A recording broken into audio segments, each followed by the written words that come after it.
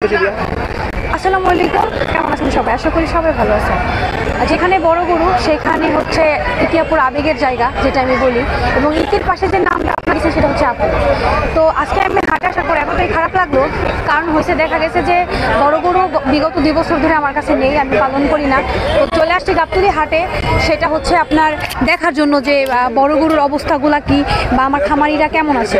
তো আসার পরে খুবই বাজে একটা ফিল হয়েছে ভাই, যে খামারিরা মানে অশ্রুসিক্ত কান্না, এবং তাদের একটাই কথা যে মানে একটা সময়ে বড় গরু নামক শব্দটা উঠে যাবে। এটা কতটা হৃদয় বিদারক হতে পারে আমার জন্য, কারণ বড় গরু সেই 2009 সাল থেকে পালন করে 2023 সাল পর্যন্ত পালন করছি। এটা একটা আবেগের জায়গা। এই গরুর জন্য আমার কাছ থেকে অনেক মানুষ অনেক কিছুই হারিয়ে গেছে, অনেক কিছুই আবার আসছে। তো দেখা গেছে এই জিনিসগুলা যদি না থাকে ঠিক মতো, কেমন লাগে? বাসায় কি থাকা যায়?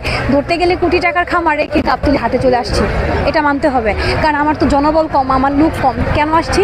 আবেগের জায়গা, ভালোবাসার জায়গা থেকে আসছি, কিন্তু সেই মানুষগুলাই ভালো নেই। এই গাবতলী হাটে বড় বড় গরুগুলো বিক্রি হচ্ছে না, এই বিষয়টা আপনি কিভাবে দেখেন?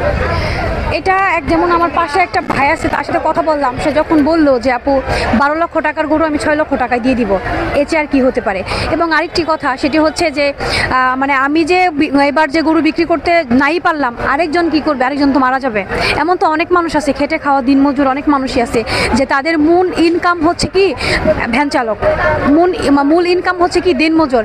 তো যারা তারা শখ করে 2-4-5 কেজি ভুসি নিয়ে একটা স্বপ্ন দেখে যে বছর শেষে আমি কিছু টাকা বিক্রি করে একসাথে করে একটা ঘর করব, একটা জমি করব, মেয়ে বিয়ে দিব, যখন তাদের এই স্বপ্নগুলো পূরণ না হয়, যেমন কালকে তো দেখলাম আপনাদের ভিডিওতে যে একটা বড় গরু মারা গেছে।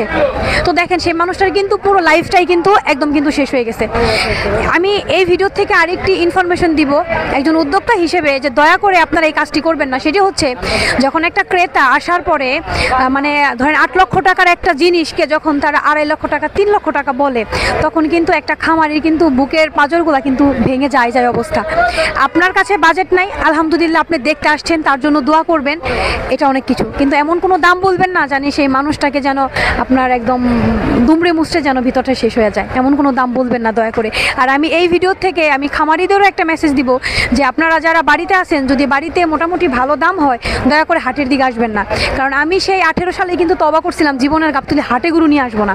যাক আলহামদুলিল্লাহ আপনাদের রহমতে আমি যে কোনোভাবেই হোক বাসার থেকে গরু বিক্রি করছি।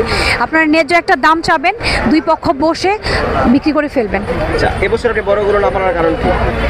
বড় গরু না পালার কারণ, যে বড় গরু যে আমরা পালন করব সেইভাবে ক্রেতা নাই, ওই দিন টান নাই, ক্রেতা নাই। এজন্য আমি চাই না যে কেউ বড় গরু পালুক, আমি চাই না। আপনি কি বড় গরু পালবেন না কখন? এটা মানে এখন এই মুহূর্তে আমি সঠিক সিদ্ধান্ত দিতে পারতেছি না, কারণ বর্তমান সময়ের সাথে তাল মিলিয়ে চলতে হবে। কারণ দেখেন বর্তমান সময়ে আমরা ইনকাম করার পরে অনেকে ভাত পাই না। তো এমন কিছু করা যাবে না যেন আমাদের যেন সেটাও উঠে যায়, এমন কিছু করা যাবে না। মানে তালের সাথে মানে যুগের সাথে তাল মিলিয়ে আমাদের চলতে হবে। আমি চাই না যে এই সেক্টরে মানুষ বড় গরু সেক্টরে আসুক। কিন্তু এখানে আরেকটি কথা আছে, বড় গরু কিন্তু আমাদের দেশে কিন্তু অর্থনৈতিকভাবে কিন্তু অনেক বড় একটা ভূমিকা রাখে, তাই না? বড় গরু, এজন্য এই মানুষগুলোকেও শেষ করা যাবে না। আপনাদেরই উৎসাহিত করে কিন্তু বাঁচিয়ে রাখতে হবে। এজন্য দুইটাই আমাদের প্রয়োজন। আমরা যতই দুঃখে কষ্টে বলি না কেন বড় গরু পালবো না, বিলুপ্ত হয়ে যাবে, আবার বলে যে কত লুভ, বড় গরু আবার পালে, লুবে পালে অনেক টাকা লাভ। আসলে যে পালন করে সেই বুঝতে পারে যে একটা গরুর থেকে কেমন হয়। আবার এটাও বলে যে কান্না করলেই গরু বিক্রি হয়ে যায়, এরকম তো অনেক কথাই তো আসে।